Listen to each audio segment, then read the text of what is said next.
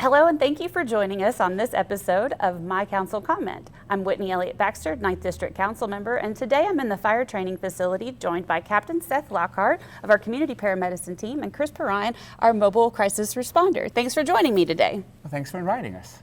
So can you tell me a little bit about how the program started and what it looks like for our community? Yeah, so a couple years ago, we were part of a kind of an interview as the state was doing research about needs in the community around mental health and behavioral health response. And one of the things that we highlighted was the fact that there was no crisis response team in Lexington, and really anywhere in the state of Kentucky. And they secured a grant to help fund these programs.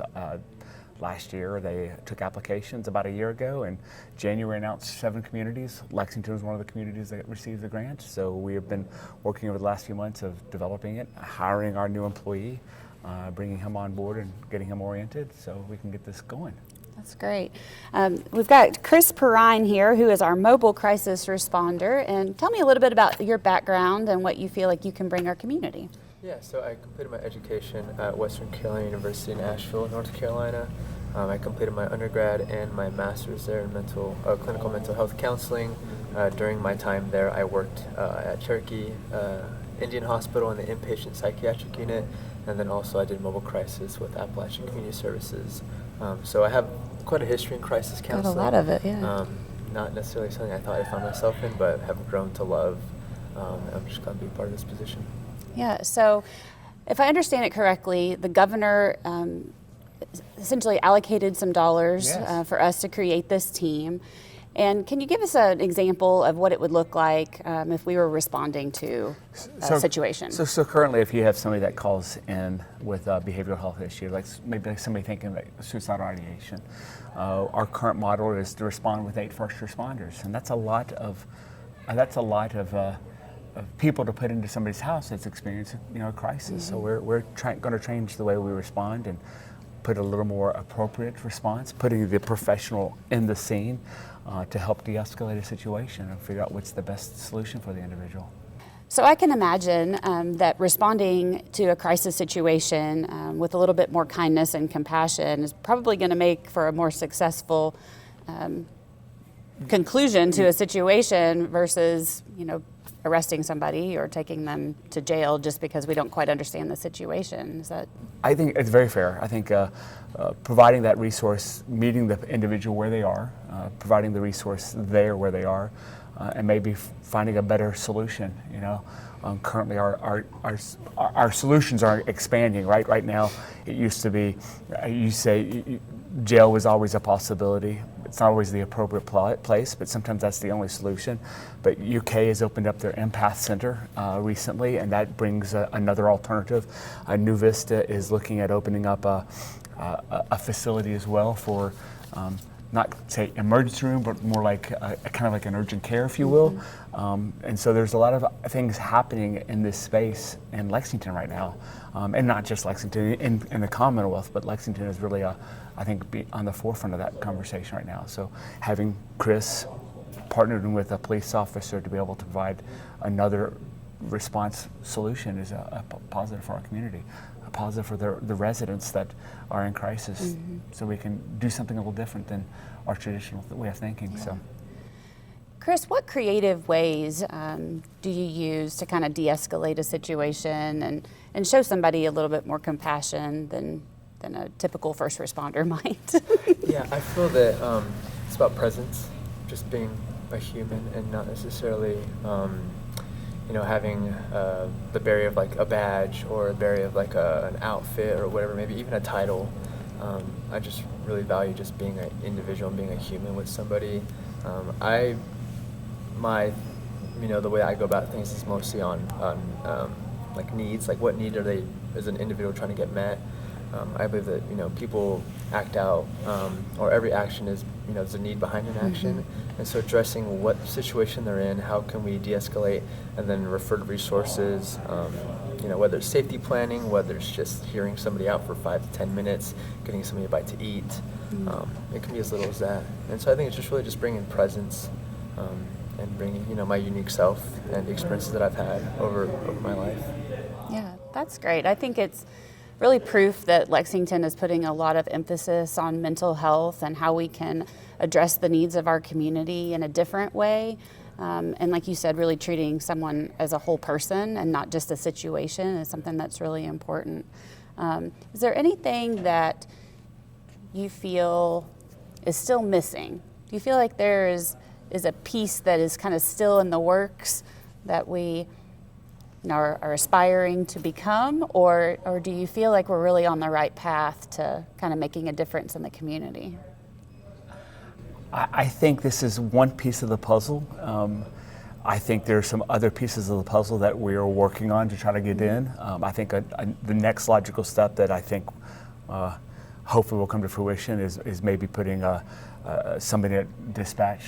There's conversations about putting a behavioral health resource to take a telephone call, and then that kind of goes aligned with, hey, if somebody calls 911 and is in crisis, our dispatchers are phenomenal, but being able to have that educated individual to be able to transfer a phone call to, maybe a de-escalation can happen over the telephone, maybe that de-escalation can start, and they still send out the mobile crisis response team to engage that individual, but from the time that phone call starts, you can already start that whole process of de-escalating and helping an individual that's experiencing whatever emergency they're having.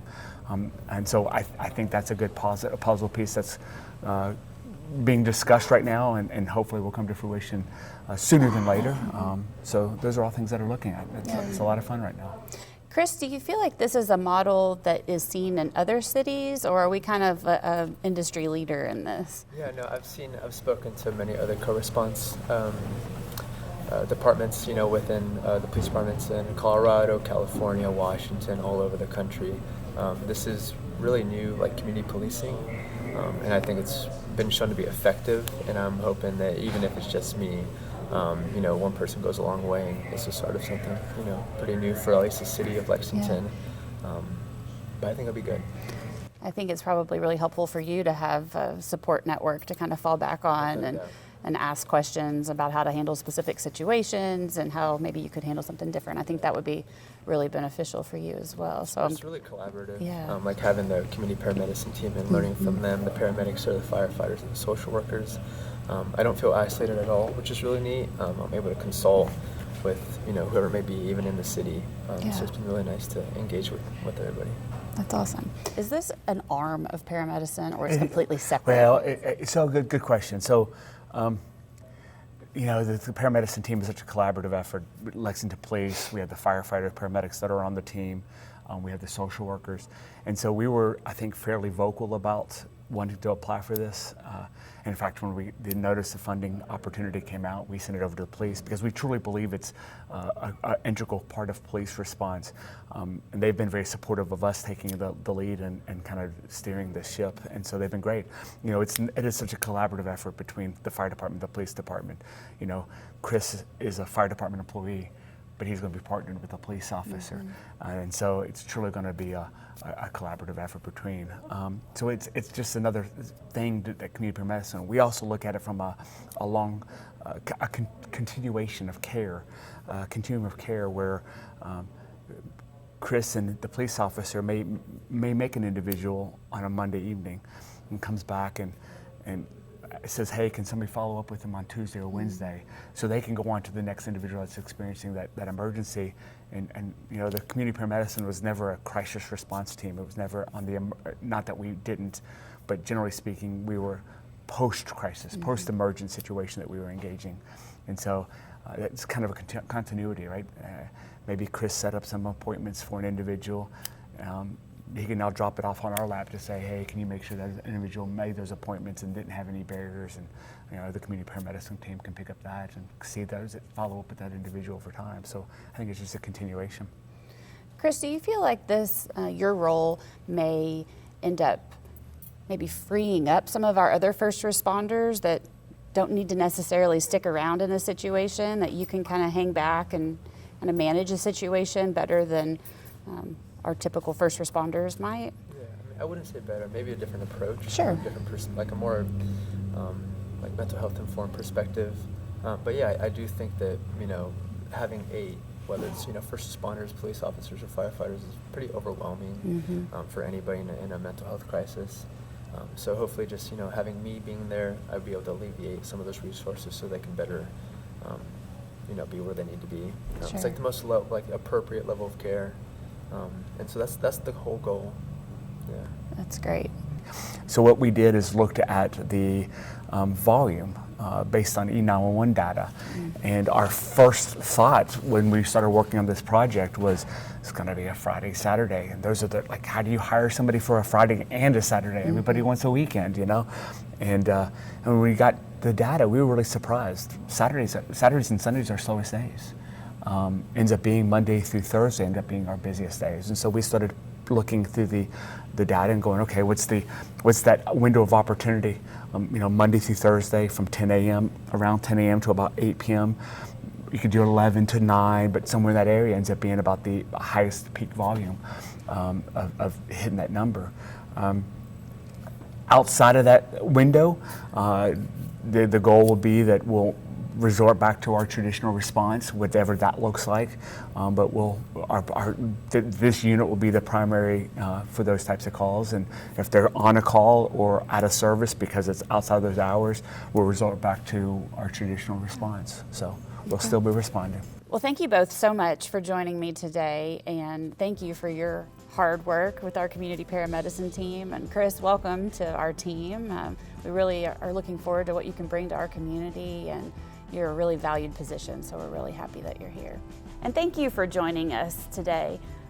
As always, you can get my weekly newsletter by emailing my office at wbaxter@lexingtonky.gov or follow me on all social media outlets.